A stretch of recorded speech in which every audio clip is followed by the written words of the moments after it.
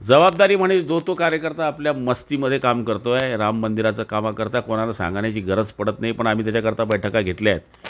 बैठकीमध्ये झेंडे वाटप चालू आहे, अक्षता वाटप चालू आहे, मंदिरांची साफसफाई चालू आहे, कीर्तनाचे सोहळे आहे, गावात लायटिंग लावण्याचे आदेश आहे, ढोल ताशे आहे, त्या दिवशी उत्सव साजरा करा, गोडधोड खा, अशा पद्धतीच्या सगळ्या गोष्टीचा सांगण्याचे काम आम्ही या ठिकाणी केलं आहे. आणि आपण जर आज जात असाल आता कुठल्याही एरियामध्ये तर भगवे पताके आणि राम मंदिराच्या प्रभू रामचंद्रांचा फोटो असलेले पताके सगळीकडे लागताना दिसत आहेत.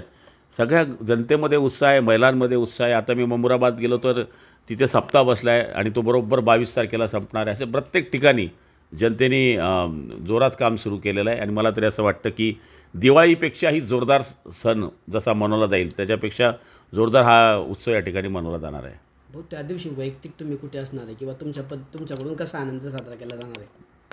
मी तर माझ्या गावात रामलल्लाची आरती करणार आहे. प्रॉपर गावामध्ये जिथे मी राहतो तिथे राम मंदिरावर आमची आरती आहे. 21 तारखेला एक रॅली काढलेली आहे, धरणगावला रॅली आहे. जिथे जिथे मला दिवसभरामध्ये जाता येईल तिथे जाण्याचा मी प्रयत्न करणार आहे. तुम्ही सांगितलं की आता सध्या तरी अयोध्येला जाऊ शकणार नाही, मात्र भविष्यामध्ये एक संपूर्ण ट्रेन घेऊन जाणार आहे. मी ठरवलेलं आहे की मार्चच्या एंडिंगला किंवा मग लोकसभेच्या निवडणूक आटोपल्यानंतर एक स्पेशल ट्रेन जळगाव ग्रामीणची मी अयोध्येला घेऊन जाणार आहे.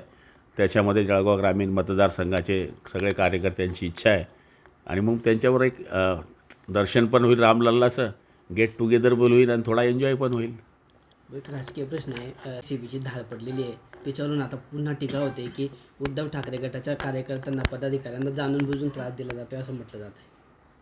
हे बघा आता जे सगळीकडे धाडी पडत आहे, कोणाकडे नोटा सापडत आहे. आता खोके म्हणणाऱ्यांच्याच घरी खोके सापडत आहे, त्याचा आमचा काय दोष आहे? हे कारवाया करणं हे करणं जसं अधिकाऱ्यांना माहीत असलं तर त्या ठिकाणीच ट्रॅप होतो. जिथे नकली विषय आहेत ते बाहेर आले तर गुन्हे होणारच, दाखल होणारच ते. त्यामुळे आता टमुकच माणूस आहे आणि ढमुकच माणूस आहे, याच्याशिवाय त्यांच्याकडे दुसरं काहीच राहिलं नाही. 22 तारखेला एक या ठिकाणी धनादेशाचं वाटप करण्यात आलेलं आहे. नाही, आमचं नेहमी सुरू असतं की जेव्हा जेव्हा कुटुंबार्थसहाय्याचे चेक असतील, अकस्मात मेल्याचे चेक असतील, साप चावून कोणी मेला असेल त्याच्याबद्दलचे चेक असतील, आम्ही एकत्रित चेक आले 2-4-6 महिन्यामध्ये काही तर त्यांना एकत्रित चेक वाटप करत असतो. त्याच पद्धतीने जळगाव ग्रामीण मतदारसंघामध्ये किंवा जळगावच्या इतर तालुक्यामध्ये जे लोक वारले त्यांचे चेक आज या ठिकाणी वाटप केलेले आहेत. भाऊ, अयोध्या राम मंदिर आज्ञा होते की 22 तारखेला संपूर्ण देशात सुट्टी द्यावी. जळगाव जिल्ह्यात पण जिल्हाधिकाऱ्यांना निवेदन देण्यात आले, तर त्या संदर्भात काही चर्चा, बैठका, निर्णय होईल का? आता मी उद्या मुंबईत आहे, आदरणीय देवेंद्रजी मुंबईत आहे, आदरणीय अजितदादा आहेत, मुख्यमंत्री महोदय तर दावोसला गेलेले आहेत. त्यांच्याशी विनंती करून विचारून बघू, कारण की सर्वांमते हा निर्णय घेतला जाईल, हा माझा एकट्याचा निर्णय नाही आहे. संजय राऊतांनी आता एक 8,000 करोड रुपयाचा घोटाळा झालेला आहे. कुठे? आजच्या सकाळच्या याच्यामध्ये त्यांनी वक्तव्य केलं. सिद्ध करावं ना, नुसतं बडबड नाही करू. हे का पेपरामध्ये अग्रलेख लिहिण्यासारखं नाही आहे, त्याला कागद लागतं बाबा. सोन्याला म्हणा कागद दे, ठीक आहे.